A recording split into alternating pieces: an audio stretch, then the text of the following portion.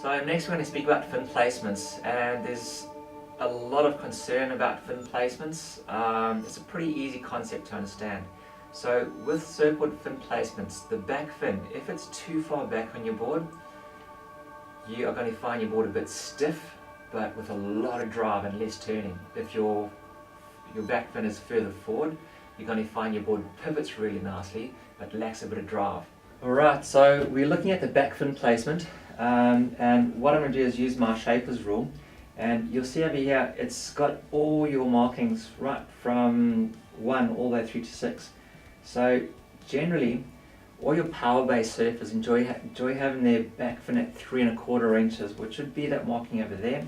And then your lighter, more agile surfers who enjoy throwing the tail, they prefer their markings at 3 1/2. So today this board here is for a lighter bloke. I'm going to be marking that fin at 3 1/2. So you go to your stringer and you line it up along the centre. And it's as easy as finding the 3 1/2 mark, and you draw a dot and your fin's marked. So once we've marked our back fin, we want to go ahead and mark our front fin markings. Your front fin marking on an average board you're going to find based at about 11 inches up from the tail. So we grab our shaper's square, and with these markings over here, we start at 11 and then mark the stringer. So we find 11 inch, we find the center of the stringer, and we put our marking on. Next, what you want to do is slide it up to line A.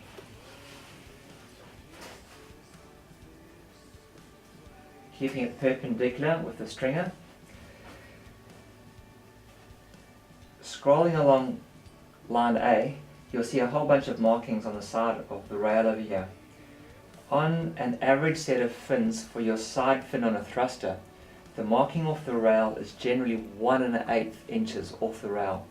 So we slide back until we found a 1 1/8 inch mark off the rail, and there's a marking there for us, and we go and mark our fins.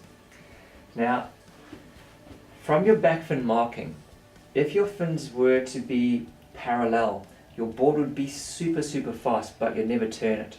So by towing your fins in towards the nose, we start to get more control over the board. The further in we tow it, the looser the board is, but the more the board starts to slow down because of friction. So an average tow that most shapers have figured out that really works for them is a 1/4 inch tow.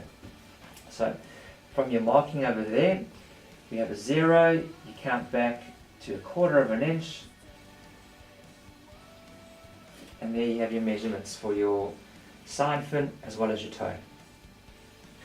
Okay, most guys nowadays would like to have a 5 fin option on their boards.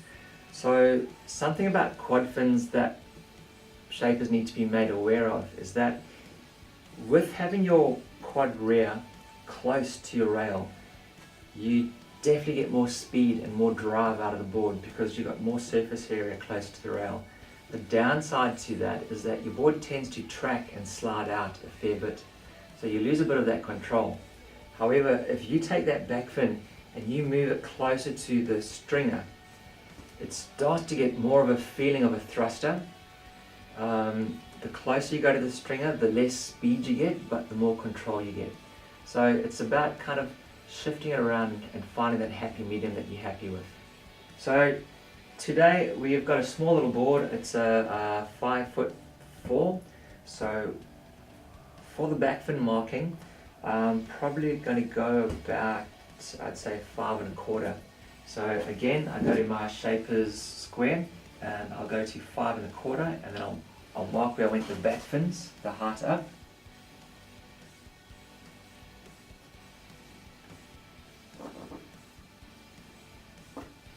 I move my mark A in. So for this one I'm going to opt for a bit more speed, so I'm going to be going 2 inches off the rail and I'll put my marking. Now with the quad rears, you're not going to go for as much splay as you did the front ones. So the front ones I went for a 1/4 inch toe. With the rears I'm only going to go for an 1/8 inch toe because I want the board to get speed and I don't want it to have too much turning on the back. So I go 4.5 and 1/8 toe, and I mark my rear fin. Once it's marked, I just get a pencil and I just join those 2 dots. And there's your rear fins marked. So 20s, generally, I know the back fins are marked at anywhere from 9 to 9.5 inches. So I want this a bit drier, so I'm going to set the back one at 9. And they sit about 1.5 inches off the rail.